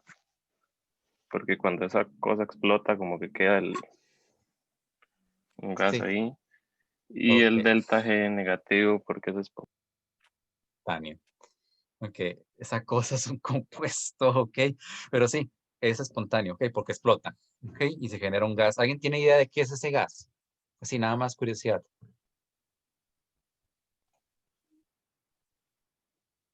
Profe, era yo, nitrógeno y yodo, Yo, ¿verdad? ¿verdad? Es yo, ok. Sí, no, todo lo que dice Don Isaac es correcto, ¿de acuerdo? Esos son los signos, por los motivos exactamente indicados, ¿ok? De hecho, no sé si, bueno, no, jamás van a saber eso. El trillón nitrógeno era un compuesto que se hacía mucho en la escuela de química para jugar bromas entre los estudiantes y profesores, ¿ok? De hecho, todavía, si no, todavía no han cambiado el piso de arriba, me parece. Si algún día vuelven a la escuela de química, pueden pasar por el pasillo orgánica y van, si son curiosos, a observar manchas púrpuras o cafezuzcas en el piso de ese pasillo. ¿Ok?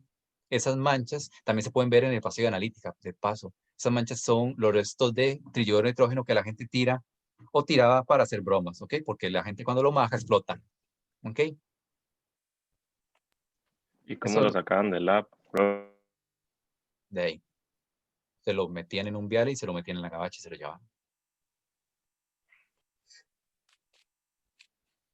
¿De acuerdo? O simplemente tenía acceso a ese compuesto ahí por medios turbios, ¿ok? Uno no pregunta.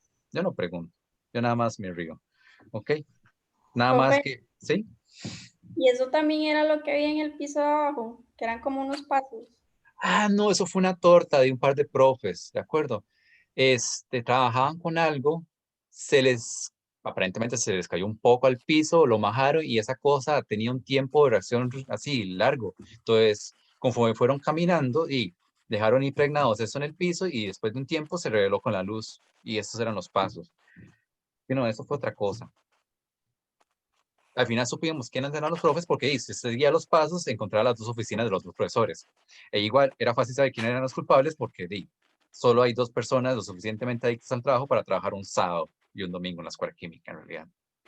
Pero no, el deterioro es otra cosa. Esos son manchas como que salen hacia los lados, de donde está el taconazo. De hecho, es más divertido hacerlo en invierno porque cuando se humedece, el trillo no explota. ¿Okay? Esa es la manera en que uno lo mantiene estable para después usarlo. Entonces, parse por el piso cuando está húmedo, ojalá en invierno, si le impregnan los zapatos a la gente se lo lleva a distintas partes de Valle Central y cuando se seca el zapato, explota y la gente no sabe qué está pasando. No lo hagan, por cierto. ¿Ok?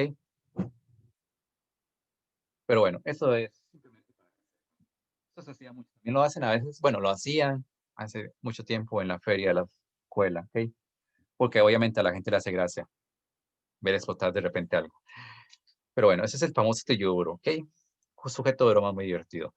¿Cómo les fue con el yo aluminio? ¿Okay? ¿Qué observaron ahí? La entalpía es negativa porque fue exotérmico Sí, y correcto. la delta G es negativa porque fue espontáneo Correcto. y la entropía era positiva porque aumentó los grados de libertad y generó moles de gases como producto. Generaba gases. Bueno, en el video se vio que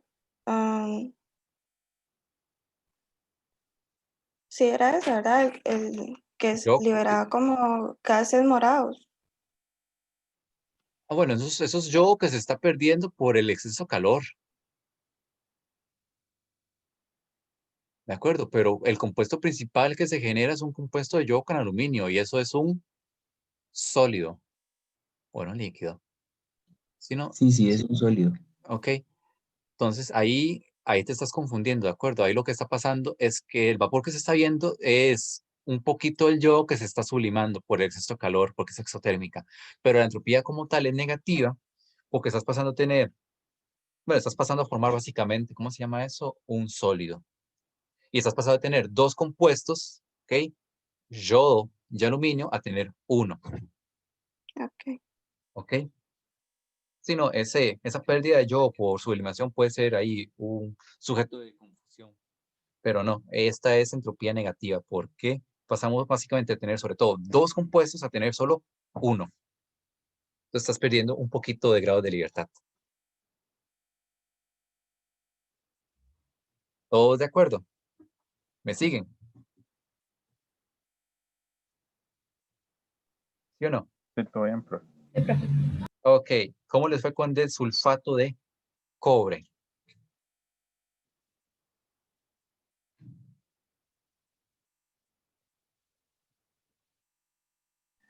Yo puse que el delta H era positivo porque era como que absorbía el calor y el delta S también positivo porque, bueno, se produce al final el gas, que es lo que se evapora, y solo me queda el sol.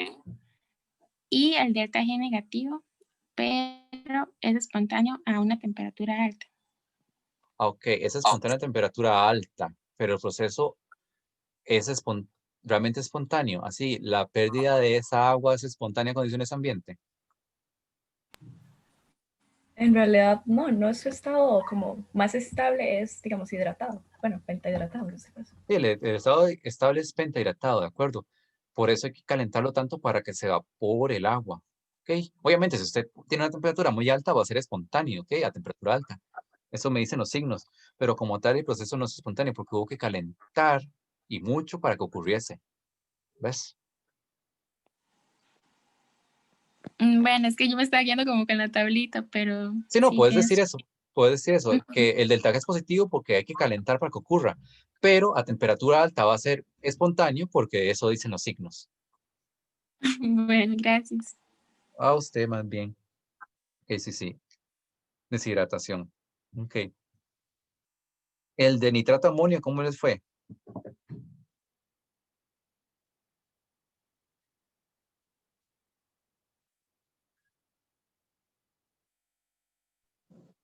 Bueno, yo tuve que delta H sería positivo porque es Ajá, una reacción endotérmica, o correcto. sea, consume calor, se enfría.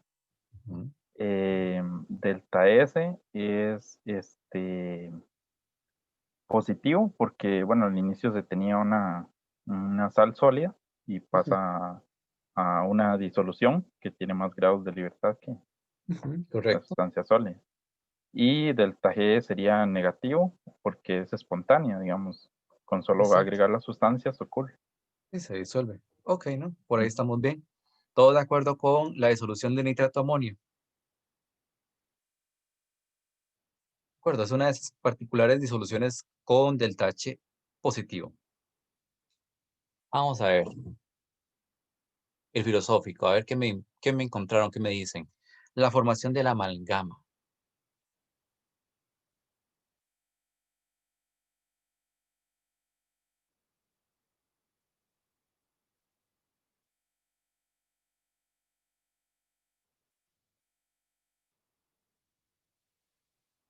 Profe, yo Sí. aquí quedé un poco confundido, pero yo puse que es espontánea porque Ajá, no había como que hacerle nada al mercurio para que se empezara a comer el oro. ajá, correcto. Como por una disolución, dije que la entropía aumenta, Ajá, pero no correcto. supe qué poner. Ah, es que de hecho yo me pasé, yo directamente pasé esperando toda la semana que alguien me preguntara cómo sabía yo en ese caso particular qué era.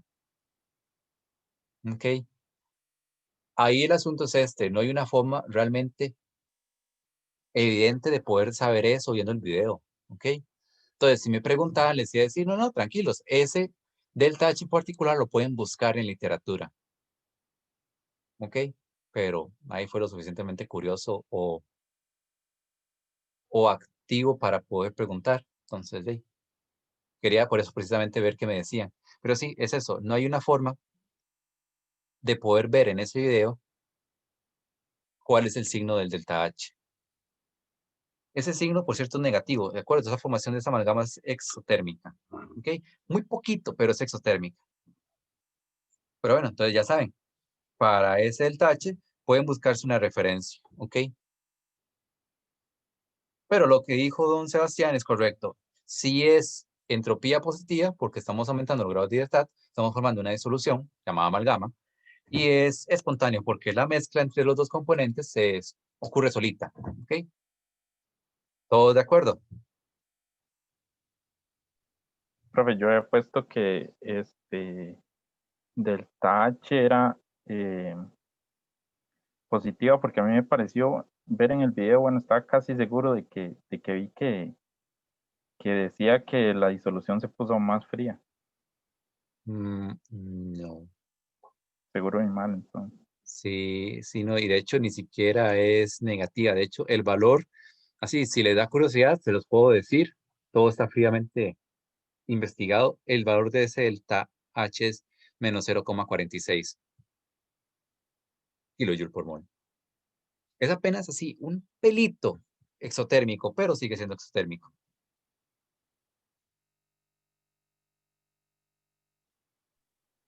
Pero bueno, Ok. sí, no, esa era la trampa. Ahora, la electrólisis, yo creo que después de la clase de electroquímica ya me pueden decir con confianza muchas cosas de electrólisis. Pero bueno, dígame, ¿cómo le fue con la electrólisis?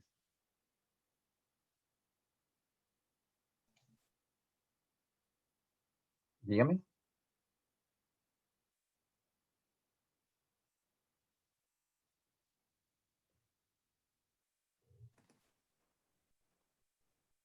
Profe, yo, Uy. Bueno, dale. bueno, yo puse que el delta H era negativo porque era exotérmica. Es exotérmica. Bueno, yo lo vi exotérmico por el Bueno, calor. ahorita analicemos eso, ¿ok? Hablemos de los No otros. requiere energía para llevarse a cabo. Es que ese es el detalle. Bueno, primero requiere energía, ¿ok? Porque estás rompiendo una molécula de agua, ¿cierto? ¿Y qué les contaron sus profes de química 1? Que para romper enlaces ocupaban usualmente energía, ¿verdad? Por lo que sería endotérmica. Es endotérmica. Ok. Ok, pero bueno, las otras dos, ¿cómo te fue con el delta S? Yo puse que el delta S es positivo porque aumenta los grados de libertad. Ajá, porque estás formando de un líquido, estás formando Un gas. un par, bueno, no un gas, 3 moles de gas, ¿de acuerdo? Pero sí es Ujú. positivo.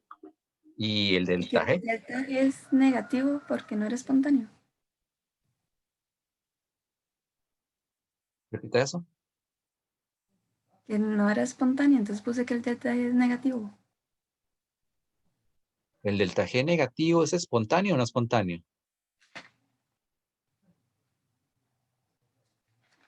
Y, El delta G negativo no es el espontáneo y el positivo el no espontáneo. Sí, es que yo creo que se te está enredando con el E que acabamos de explicar, ¿de acuerdo? El E va al revés. ¿De acuerdo? El delta G negativo es espontáneo, el delta G positivo es no espontáneo. ¿Ok? Ujú. Ok. Entonces, este delta G es positivo o negativo. Positivo. Positivo, ¿ok? Porque no es espontáneo. ¿Ok? ¿Todos de acuerdo? Sí. Sí. Ok. Ahora, ¿cómo les fue con bicarbonato y vinagre? ¿Qué obtuvieron? Profe, bueno, delta H, yo puse que era positivo Ujú. porque ahí se disminuyó ahí la temperatura. ¿Cierto? ¿Correcto? Luego delta S, también puse que era positivo porque se estaba generando ahí un gas. Ujú. Y delta G puse que era negativo a altas temperaturas. Es espontáneo, sí. Ok. ¿Todos de acuerdo con eso? Sí. Ok. Profe, perdón, es que se me fue el internet, pero Ajá. ¿qué habían dicho sobre lo de electrólisis? Ah, electrólisis. Delta H es positivo porque está rompiendo enlaces, entonces es endotérmico. Delta S es positivo porque generas a partir de agua líquida, hidrógeno gaseoso y oxígeno gaseoso, ¿ok? Gases. Y delta G es positivo porque no es espontáneo, porque ocupas ponerle una fuente de poder para poder efectuar el proceso. Ok, gracias. Ok. Y el que tenían que hacer así, a fuerza ustedes, la liga de Hule. ¿Cómo les fue con la liga de Hule? ¿Qué obtuvieron con la liga de Hule? Bueno, yo obtuve que, digamos, cuando se estiraba la liga, ¿verdad? Cuando la estiras, ajá. Ajá, se sentía caliente. Correcto. Y O cuando sea, ¿qué es? O sea, que es exotérmica. Ajá. ¿Y cuando la Bueno, contraes? y cuando la contrae se siente fría. Mm, O sea, que es endotérmica. correcto. Luego, cuando la estira, la entropía disminuye porque como la liga está formada por un polímero, su estado más favorable es, digamos, como enredado, por así decirlo, y al estirarlo, pues está ordenado. Entonces, es no espontáneo. Bueno, también es no espontáneo en ese caso, pero la entropía aumenta y cuando la contrae, la entropía aumenta. Ok. A ver, explícame primero Sí, todo estiramiento. lo del estiramiento. Entonces es exotérmica, la Ujú, entropía disminuye y no es espontáneo, porque correcto. requiere una fuerza para hacer. Exacto. Cuando se contrae, es endotérmica, Ujú, la entropía aumenta y es espontáneo. correcto. Sí, no, lo que dice Lucía es cierto, ¿ok? Si ustedes hacen el experimento de la liga, van a darse cuenta que se calienta cuando se estira, ¿ok? Estás liberando calor. Ahora, y efectivamente, un polímero, ¿ok? Si usted lo estudia a nivel estructural, es una enredadera, ¿de acuerdo? De cosas. Cuando usted lo estira, usted lo que está haciendo es alineando las cadenas, ¿ok? Y eso reduce los grados de libertad. Por eso es que pierden entropía, ¿ok? Y ya la parte, obviamente, estirarla, y si yo aplicar una fuerza, obviamente eso no es espontáneo, ¿ok? Pero no, efectivamente. Eso es la explicación del polímero. Genial. ¿Todos de acuerdo con el polímero?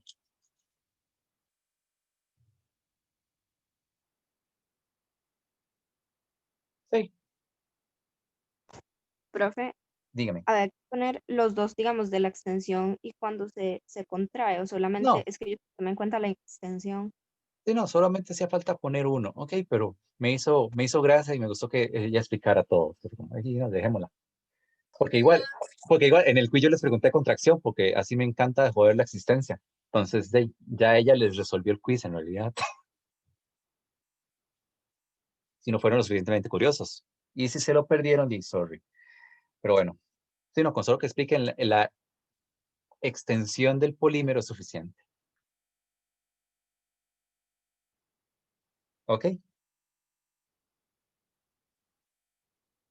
¿Todos de acuerdo? Ahora sí.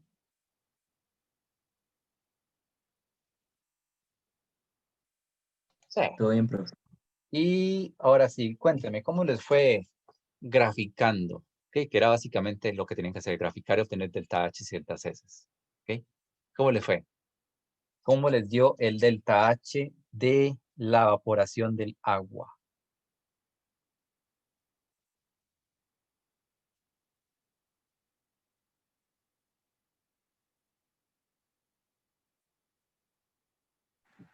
A mí en kilojoules me dio 40,217 kilojoules entre mol.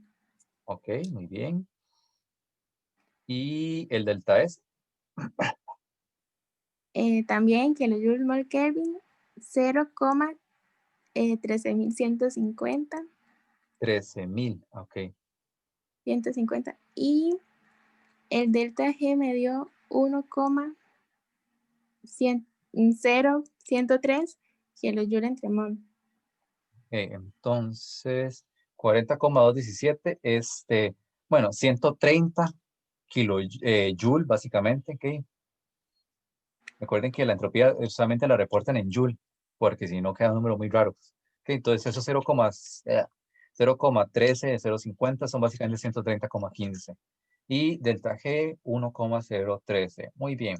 Vamos a ver. Empecemos por lo lógico. ¿El delta G tiene sentido desde un punto de vista de signo?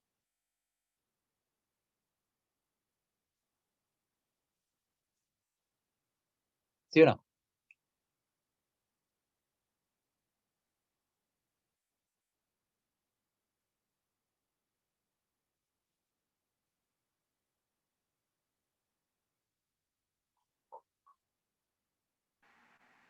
Creo que no entiendo la pregunta, profe. Es que, digamos, sí podría ser, digamos, Vamos sí, a sí ver. puede ser positivo, pero está como lo de la tablita que es positivo cuando es no espontáneo y así, no sé.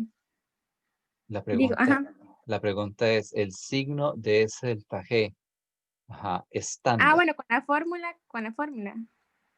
Cuando uno resuelve, no sé la pregunta, perdón. Ok, óigame, relájese, ¿ok? El signo de ese delta G estándar, ¿tiene sentido que sea positivo?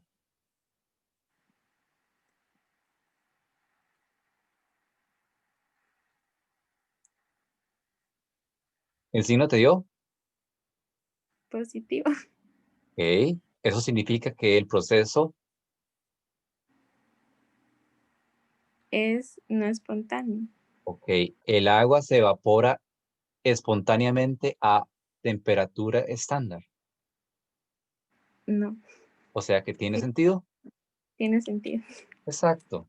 ¿Ve? Ok. Sí, tranquilos, ¿ok? Si ustedes de acuerdo, y eso aplica para cualquier evaluación, ¿ok? Sea presencial, sea cualquier tipo de evaluación. Si usted se estresa, si se tensa, le va a salir mal o se va a confundir, ¿de acuerdo? Usted tiene que estar completamente convencido de que lo que está diciendo y lo que está haciendo. Porque si usted empieza a dudar, va a ser un efecto de dominó. Duda en la primera, duda en la segunda, y cuando llega la última ya no está haciendo nada y va a sacar un 40, ¿ok? Tienen que estar tranquilos y convencidos de que estudiaron lo suficiente para poder por lo menos hacer algo, ¿ok?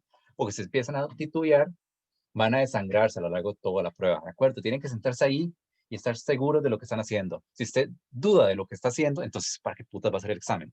Se va a sacar un 0, ¿de acuerdo? Créanselo, ¿ok? Relájense. Ustedes se saben esto, ¿ok? No se estresen. Sobre todo cuando hagan la prueba presencial, bueno, la prueba sincrónica al final del semestre en la teoría, ¿verdad? ¿Ok? De abogado la fallan por ponerse nerviosos, ¿ok? Ténganse ahí, aunque sea un té de tilo, ¿ok? Para relajarse. Ahora, vamos a ver. Los valores. Te dio delta H 40, algo, ¿ok? Kilojoule. ¿Alguien se buscó cuánto era el valor reportado? 44,06. Muy bien. ¿Qué tal le suena? Como que sí está diferente. Bueno, pero mucho. No, pero Sí, sí, o sea, sí. puede ser mejor, pero, o sea, 40, 44, yo puedo vivir con eso. ¿Ok? Pero bueno, usted es muy estricta, entonces, no importa. Ahorita me dice por qué pudo haberse desviado. ¿Y la entropía, cómo te fue? ¿Cuánto tenía que dar el valor reportado?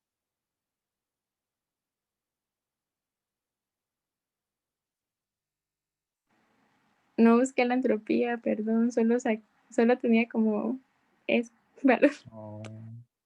¿Alguien se buscó la entropía?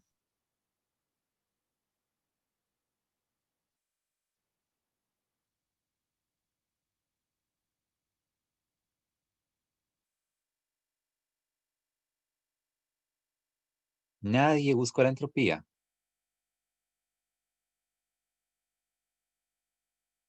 Hay gente. Yo la busqué Ajá. y yo encontré que era 109,1. 9.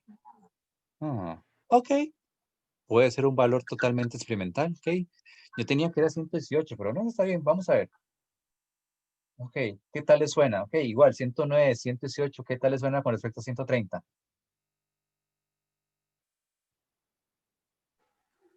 Esa digamos que sí quedó como bastante diferente. Sí, eso sí está furries, pero bueno, no es tan terrible.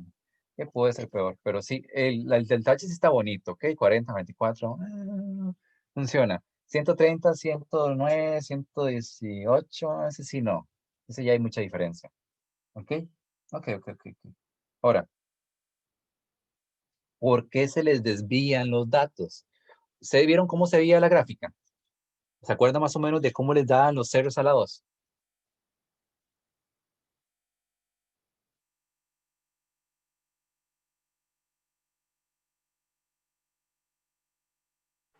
Da 0,94.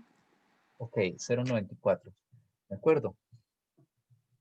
Vean, y eso les sirve en general para cualquier cosa que te involucre una de estas linealizaciones. ¿Ok? Entre más cercano sea al 1, ¿de acuerdo? Los datos tienen menos error. ¿De acuerdo? O al menos tienen menos incertidumbre. ¿De acuerdo? Entre más se alejen del 1, los datos que obtengan a partir de la gráfica tienen más incertidumbre. ¿Ven?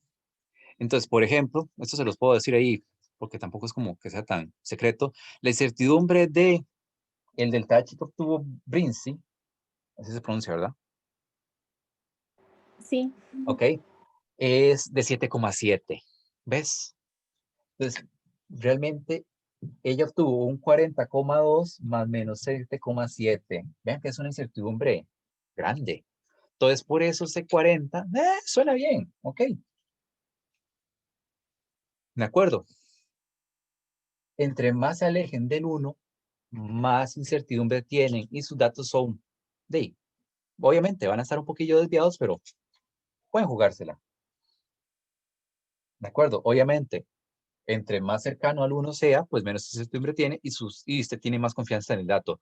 Puede ser que esté totalmente desviado y que la exactitud sea un asco, pero al menos usted está seguro de que ese es su dato.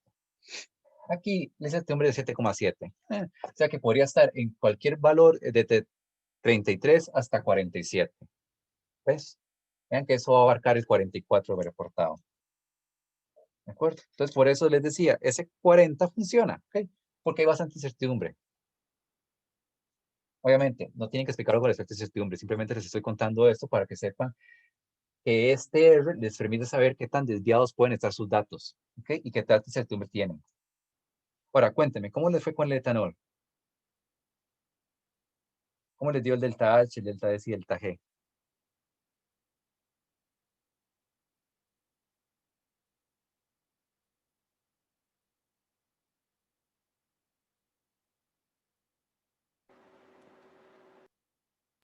A mí el delta H, esta vez sí me dio todavía más diferente que el reportado. Igual, perdón, porque no busqué la entropía, pero me dio 47,31 Ajá. y la entropía 155,63 Joule mol Kelvin Ujú. y el delta G en 0,9089 kilojoule entre mol. Sí, vea que te dio positivo otra vez, ¿verdad? Por lo cual tiene sentido porque es no espontánea temperatura ambiente. Ok. ¿Todos de acuerdo con esos valores? ¿A todos les dio igual? Sí. Ok. Entonces vean que, ahora sí, ¿cuánto era el delta H reportado para el etanol? Profe, me dio ¿Perdón? diferente. ¿Cuánto te dio? A mí me dio diferente. El delta H me dio 39,4 kilojoules y el delta S es 129,39, un poco de números. Ok. Ahí lo que puede haber pasado es esto, es que si se, no sé si, bueno, me imagino que les dijeron que había un error en la hoja cálculo, ¿verdad? Y la densidad del etanol estaba mala. Yo la cambié y me dio eso, pero no sé si cometí algún error. No, si la cambiaste, eso es lo que tenía que dar. La que da con 37 es si dejaron la densidad del agua, ¿ok? Igual puedes hacer el reporte tranquila, sin cambiar eso, ¿ok? Porque eso ya fue metida a patas mías, solo que hasta ayer se dio cuenta la gente. Entonces, si ya lo hicieron con la densidad que está ahí, sin cambiarla, explíquenlo con esa densidad. Obviamente, ahí pueden echarle parte de la culpa, pues, al valor de densidad, ¿ok? Pero si lo cambiaron, los valores tenían que darle los que le dio a Brincy, 47, 155 y 0,90, ¿ok? Pero sí, el valor de 37 es si no cambiaron el valor de densidad del agua, digo, del etanol. Eso es lo que pasó ahí. ¿ok? Si ya lo hiciste con ese, no lo cambies, ¿de acuerdo? Lo explicas nada más con respecto a eso y decís que "Ey, está este error ahí". Ya no vamos a hacer un arreglo tan fuerte el mismo día de la entrega, ¿de acuerdo?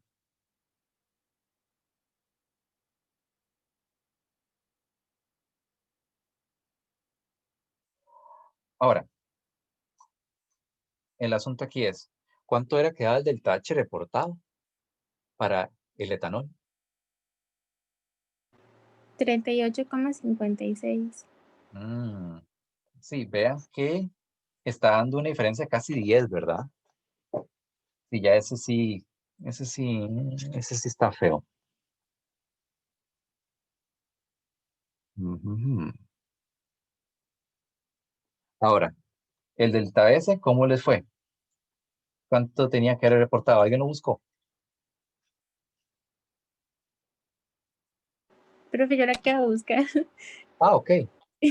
Pero bueno, ni siquiera sé si es una fuente confiable, pero lo que encontré dice 161 Joule mol Kelvin. Ok, pregunta, ¿ustedes saben cómo pueden, bueno, tal vez ni siquiera ocupan buscarlo, ¿ustedes saben cómo pueden obtenerlo? O sea, deberían saber cómo obtenerlo ya, ¿no?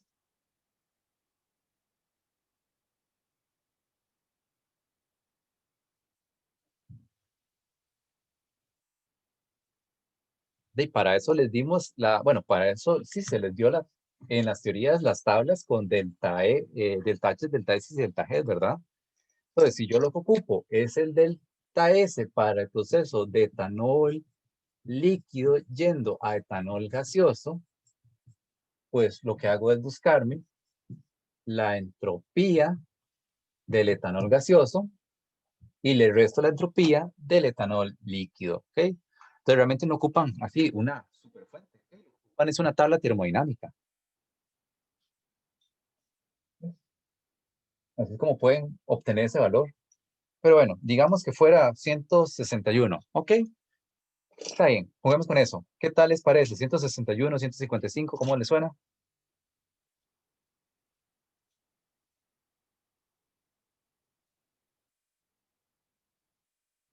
No está bien, tampoco está tan mal, ¿verdad? Está más o menos. Ahora, pregunta, y esa es la parte importante. ¿Cómo les dio el R a la 2? ¿Ok? Porque ahí es donde usted podrá decir qué tan variables pueden ser sus datos. ¿Cómo es el R a la 2 de esta gráfica? 0,97. Sí está más cerca del 1. Exacto, o sea que estos datos tienen menos incertidumbre. O sea que realmente yo tengo certeza de que ese 47 es ese 47, ¿de acuerdo? El más menos es menos grande con respecto al del agua. O sea que el dato del delta H sí está muy desviado, ¿ok? Con certeza está desviado. El de la entropía podría ser que caiga, no caiga, ¿de acuerdo? Que sirva, no sirva. Entonces por eso está como en veremos, ¿ok? Porque esos datos sí, como es un R más cercano a 1, tiene menos incertidumbre asociada, ¿ves? Para eso es que me sirve a mí saber el R a la 2. Actualmente, porque eso me habla de cuánta incertidumbre puede tener asociada mi dato. Y eventualmente van a aprender en análisis 2 a cómo usar los datos de su gráfica para calcular esas incertidumbres asociadas a los valores obtenidos de la gráfica. ¿Okay? De hecho, básicamente el curso de laboratorio es aprenda a calcular incertidumbres a partir de los datos de una gráfica. ¿Okay? Porque lo van a hacer todas las semanas. Ok, interesante. Ok. Profe, Dígame. una pregunta, y espero no sonar muy perdida, pero ¿había que hacer las dos sustancias con el gráfico o solo se puede hacer una? Bueno, yo le mandé datos de 2 sustancias, ¿verdad? Sí, pero es que el procedimiento decía que haga la que le asigna el asistente. Y yo le pregunté al asistente y me dijo, usted elija una. Y yo, bueno, entonces yo solo hice la del agua. Bueno, si ya lo hiciste con solo el agua, está bien, solo el agua. Eso sí, yo espero que la explicación de esos valores, de esa gráfica, de esa agua, sean así hermosos, que hagan llorar al asistente de lo genial que están escritos, ¿ok? Si solo hiciste con uno, puedes dejarlo con uno, pero tiene que ser una explicación genial, ¿ok? Ok. Ok, ya perdió confianza. Confíen en lo que hicieron, por Dios. ¿Ok? Bueno, Vea que ya discutimos bastante lo que tienen que hablar. Ahora, pregunta, sí, curiosidad. ¿Se buscaron qué decía la regla de Troughton?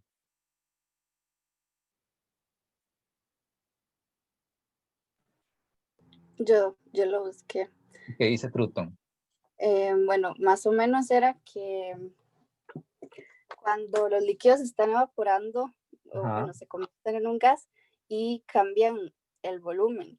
Y Sí. digamos que una cosa que decía era que la mayoría de los líquidos tienen como una entropía estándar de evaporación muy similar, que va por ahí de los 85 Joule por Kelvin por mol.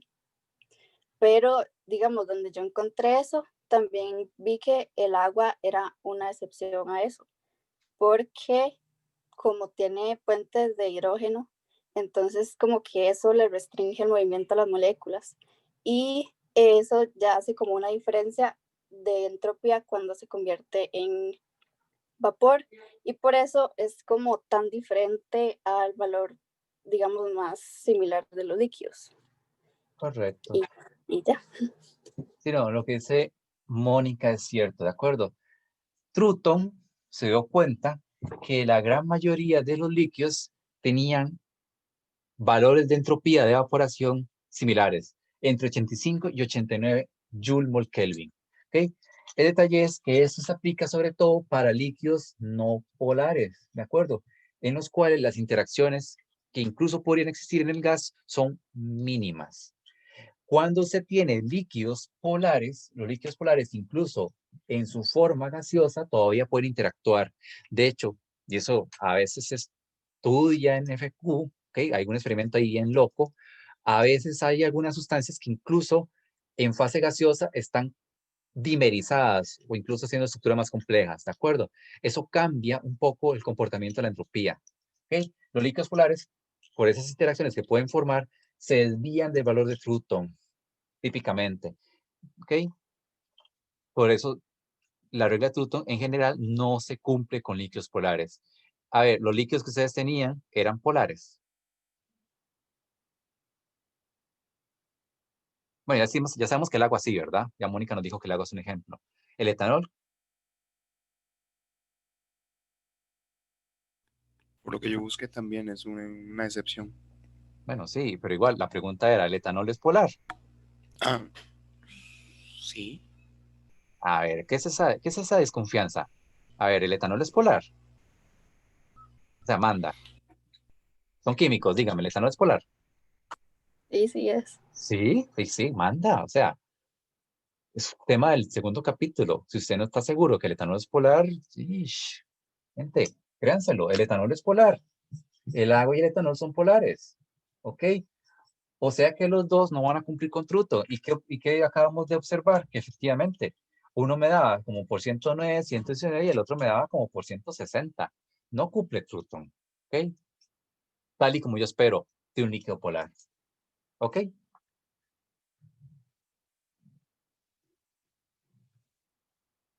¿Todos de acuerdo entonces?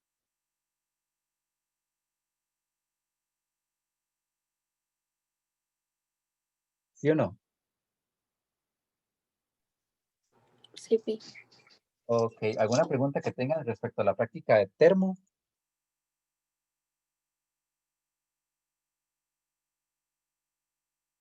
O sobre lo que hablamos hoy en realidad.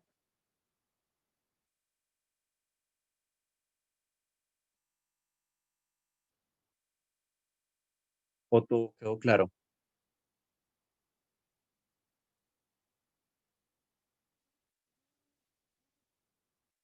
No, profe, creo que todo quedó claro. Ok. Entonces, si quiere lo dejamos aquí entonces. Sí, entonces eso sería por hoy. Ahora, el asunto es este, y como la práctica de electro se presenta hasta dentro de 15 días, entonces de hoy en 8 no tenemos sesión de ningún tipo, ¿de acuerdo? Porque no vamos a tener nada que discutir. Entonces nos veríamos hasta dentro de 15 días para hablar de lo que obtienen en la práctica de termo, ¿de acuerdo? Digo, de termo, de electro. ¿Ok? Entonces, pues eso sería por hoy. Entonces, muy bien, muchas gracias y... Profe, Sí. ¿usted cree que tal vez podríamos, ya que, digamos, la entrega es hasta dentro de 15 días, Sí. ya que digamos, estamos en final de semestre, y algunos tenemos que entregar, hemos tenido que estar entregando trabajos estos fines de semana y todo. ¿Podríamos mover un toquecito la entrega del quiz? ¿Cuál quiz? No, el que tenemos, el de hoy. Por lo Por, menos un día.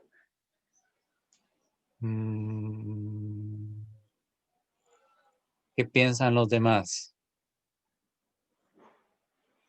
Ayudaría bastante, profe. Te lo estoy haciendo un día, ¿ok? Y más les vale que todos me los entreguen. ¿Por qué? Porque hay algunos de ustedes que tienen una extraña fascinación por o no entregarme quizzes o hacérmelos en un carrerón en la última hora y eso me endemonia porque me doy cuenta de cuando los quizzes están hechos a la carrera, ¿ok? Entonces, se los voy a extender un día, ¿está bien? No hay problema. Pero quiero que me entreguen un quiz bien hecho, una tontera. ¿De acuerdo? Sí, señor. Muchísimas Ok. gracias, profe, más bien. Bueno, está bien. ¿Alguna otra cosa? Profe, una consulta con respecto Sí. al proyecto. Al final sí vamos a realizar un video para hacer una presentación final. Ya muchas cosas me han entregado en un semestre, ¿de acuerdo? Solo entrégueme en el documento. Más que suficiente. Ah, ok, muchas gracias. A ustedes. ¿Algún otro detalle? Ok. Entonces, eso sería por el día de hoy. Muy bien, muchas gracias y nos estamos hablando. Ahí ponen su nombre en el chat.